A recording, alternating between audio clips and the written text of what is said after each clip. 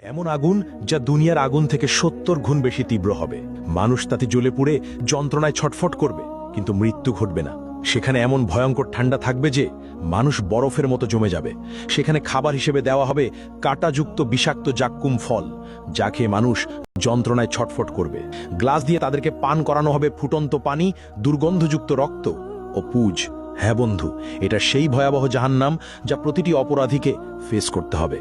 আসুন এই ভিডিওতে সেই জাহান্নামের শুরু থেকে শেষ পর্যন্ত গল্প শুনে আসি, যার প্রতিটি কথা কোরআন ও হাদিস থেকে নেওয়া, কিন্তু দৃশ্যগুলো আর্টিফিশিয়াল ইন্টেলিজেন্সের সূক্ষ্ম কল্পনা শক্তির তৈরি। ইসরাফিল আলাইহিস সালাম প্রথমবারের মতো একটা দীর্ঘ গভীর শ্বাস নিলেন, তারপর ঠোঁট ছুঁয়ে দিলেন শিঙায়। অতল গহ্বর থেকে উঠে এলো শিঙার শব্দ, ভয়াবহ হাড় কাঁপানো শব্দ। প্রথমে তাতে কেঁপে উঠল মক্কা আল মুকাররামা, তারপর সেই ঢেউ ছড়িয়ে পড়ল মদিনা আল মুনাওয়ারাতে, আবৃত করল মসজিদে নববীর প্রতিটি ইট, প্রতিটি স্তম্ভ। কাঁপল ইস্তাম্বুল, দুলে উঠল ঐতিহাসিক আয়া সোফিয়া।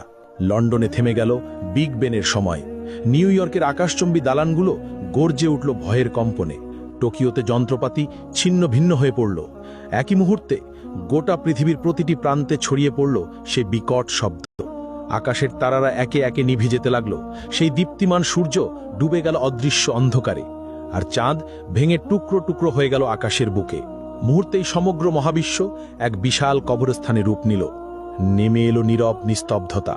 সবকিছু সম্পূর্ণ অন্ধকার, সবকিছু মৃত্যু কোলে ঢলে পড়েছে। সবকিছু আচ্ছাদিত হয়ে গেল, শুধু আল্লাহ অবশিষ্ট রইলেন। ঘোষণা আসলো, আজ কার জন্য রাজত্ব? কিন্তু কেউ উত্তর দিল না। কতক্ষণ স্থায়ী হলো এই ভয়াবহ নীরবতা? ৪০ বছর, নাকি ৪০ দিন, নাকি ৪০ ঘন্টা? কেউ জানে না, কারণ সময়ও থেমে গেছে, স্থানও বিলীন হয়ে গেছে। শুধু আল্লাহ জানেন এই অপেক্ষার দৈর্ঘ্য কত হবে। মৃতরা মিশে গেছে মাটির সঙ্গে, হাড়গুলো মিশে গেছে ধুলায়, চুলগুলো পচে গেছে, নখেরও অস্তিত্ব নেই। কিন্তু আত্মাগুলো এখনো অপেক্ষায় আছে। বারজাকের জগতে তারা অপেক্ষা করছে, কারোর জন্য কবরের শাস্তি, কারোর জন্য কবরের নেয়ামত। কিন্তু সবাই অপেক্ষায়। তারপর এলো সেই পবিত্র মুহূর্ত। দ্বিতীয় আদেশ প্রতিধ্বনিত হল, সিঙায় আবার ফু দাও ইসরাফিল। ফলে ইসরাফিল নিলেন দ্বিতীয়বার গভীর শ্বাস। কিন্তু এবার তা ভিন্ন, এবার তা জীবনের শ্বাস, এবার তা পুনরুত্থানের শ্বাস। ইসরাফিল দ্বিতীয়বারের মতো সিংগায় ফু দিলেন। শব্দ ছড়িয়ে গেল সর্বত্র। পৃথিবী ফেটে যেতে লাগলো প্রচণ্ড শব্দে। এক এক করে কবরগুলো খুলে গেল। ভেতর থেকে উঠল হাত, তারপর বাহু, তারপর মাথা। হাড়গুলো এক একে জোড়া লাগলো। মাংস জুড়ে গেল হাড়ের সঙ্গে, চুল গজিয়ে উঠল মাথায়, চোখ বসে গেল চোখের কোটরে। প্রতিটি মানুষ দাঁড়িয়ে গেল একে একে, ধুলো মাটিতে ঢাকা, অবাক, নগ্ন, ভীত আর কাঁপছে। তারা জিজ্ঞেস করল, কে আমাদের ঘুম থেকে জাগালো? তারপর তারা মনে করল সেই ভয়াবহ সত্য। তারা বলতে লাগলো, হায় আফসোস আমাদের, নবীগণ সত্য বলেছিলেন। এটাই সেই প্রতিশ্রুতি যা দয়াময় আল্লাহ দিয়েছেন। এই চিৎকার ছড়িয়ে পড়ল চারদিকে, প্রতিধ্বনিত হলো আর্তনাদ। কিন্তু এখন অনেক দেরি হয়ে গেছে। ভয়ঙ্কর ভয় বিরাজ করছে সবখানে। তারা পালানোর জায়গা খুঁজছেন, কিন্তু নেই। তারা লুকানোর জায়গা খুঁজছেন, কিন্তু তাও নেই। তারপর দূর থেকে ভেসে আসছে কণ্ঠস্বর। ফেরেশতাগণ বললেন, লাইন ধরো, সবাই হাসরের ময়দানে যাও। এই আদেশ শুনে মানুষ যেন পালহারা ভেড়ার পাল টেনে নেওয়া হচ্ছে একে একে, দলবদ্ধভাবে। কাঁপতে কাঁপতে হাঁটছে, শ্বাস আটকে যাচ্ছে, হৃৎপিণ্ড দ্রুত কাঁপছে। তারা ফিসফিস করছে, ইয়া রাব্বি, ইয়া রাব্বি। কিন্তু এখন অনেক দেরি হয়ে গেছে। যখন সুযোগ ছিল দুনিয়ায়, তখন তারা নামাজ পড়েনি, তখন তারা আল্লাহকে মনে রাখেনি। এখন মনে পড়ছে, কিন্তু খুব দেরি হয়ে গেছে। এদিকে হাসরের ময়দান পৃথিবীর মতো বিস্তৃত, বরং আরো প্রশস্ত। কোটি কোটি মানুষ, অসংখ্য প্রাণ একত্রে। আদম আলাইহিস সালাম থেকে শেষ নবজাতক পর্যন্ত সবাই এখানে উপস্থিত। অসংখ্য ভিড়, শ্বাস নেবার জায়গা নেই, চলাফেরার জায়গা নেই। মানুষ ভয়ে একে অপরকে চেপে ধরছে। সূর্যকে কাছে আনা হয়েছে, ঠিক মাথার উপরে, শুধু 1 মাইল দূরে। কি অসহ্য তাপ! শরীর থেকে ঘাম ঝরছে অবিরত। কেউ তাদের গোড়ালি পর্যন্ত ঘামে ডুবে আছে, এরা সামান্য পাপী। কেউ হাঁটু পর্যন্ত ডুবে আছে, এরা মাঝারি পাপী। কেউ কোমর পর্যন্ত ডুবে আছে, এরা অনেক পাপী। কেউ গলা পর্যন্ত ডুবে আছে, এরা মারাত্মক পাপী। কেউ ঘামের মধ্যে মুখ নাক ঢেকে আছে, এরা সবচেয়ে ভয়ঙ্কর পাপী। তারা ঘামে ডুবে যাচ্ছে, কিন্তু মরতে পারছে না, কারণ মৃত্যু আর নেই। এই শাস্তির মধ্যেই সময় অতিবাহিত হচ্ছে, বছরের পর বছর কেটে যাচ্ছে, তবুও তারা দাঁড়িয়ে হাসরের ময়দানে। 1000 বছর গেল, 2000 বছর গেল, 3000 গেল, 5000 গেল, 10,000 গেল, এইভাবে 50,000 বছর চলে গেল। তবুও তারা অপেক্ষায়, তারা কাঁদছে, ইয়া রাব্বি, ইয়া রাব্বি, আমাদের বিচার শুরু করো না এখনই। এই অপেক্ষা শাস্তির চেয়েও কঠিন। আমাদেরকে জাহান্নামে নিক্ষেপ করো, কিন্তু তবু এই অপেক্ষা শেষ করো, আমরা আর পারছি না। কিন্তু আল্লাহ, যিনি ন্যায় বিচারক, তাদেরকে অপেক্ষায় রাখলেন, কারণ দুনিয়ায় তারা তার আদেশকে অপেক্ষায় রেখেছিল। তারা সালাত বিলম্ব করেছিল, তারা তওবা পিছিয়ে দিয়েছিল, আর আজ তারাই অপেক্ষায়। এমন সময় জাহান্নামের আগমন। হঠাৎ দূর থেকে একটা ভয়ঙ্কর শব্দ ভেসে এলো, যেন 1000 আগ্নেয়গিরি বিস্ফোরিত হচ্ছে, যেন লক্ষ ভূমিকম্প একসঙ্গে ঘটছে। শব্দ ক্রমশ তাদের কাছে আসছে, মানুষ কানে আঙ্গুল দিচ্ছে, কিন্তু কোনো লাভ নেই। শব্দ তাদের হাড় কাঁপিয়ে দিচ্ছে, অস্থিমজ্জায় ঢুকে যাচ্ছে। তারপর দূর থেকে দেখা দিল জাহান্নাম, ভয়ঙ্কর জাহান্নাম, 70,000 শৃঙ্খল দিয়ে বাঁধা। প্রত্যেক শৃঙ্খলে 70,000 ফেরেশতা টেনে আনছে। জাহান্নাম যেন জীবন্ত দানব, রাগান্বিত, ক্ষুধার্ত আর বুনো। মানুষকে দেখে সে আরো দ্রুত ছুটতে চায়। শৃঙ্খল টেনে ধরে আছে ফেরেশতারা অত্যন্ত কষ্টে। জাহান্নাম গর্জে উঠছে, সে মানুষকে কেতে চায়। যখন হাসরের মাঠের দিকে আসে, তার ক্রোধ আর ধরে রাখা যায় না। হঠাৎ ভেতর থেকে বের হলো এক বিশাল অগ্নিপিণ্ড, একটি মোটো পাহাড়ের মতো আকারের জ্বলন্ত দাউ দাউ করা আগুন। বিদ্যুতের গতিতে হাসরের মাঠের দিকে ছুটে এলো।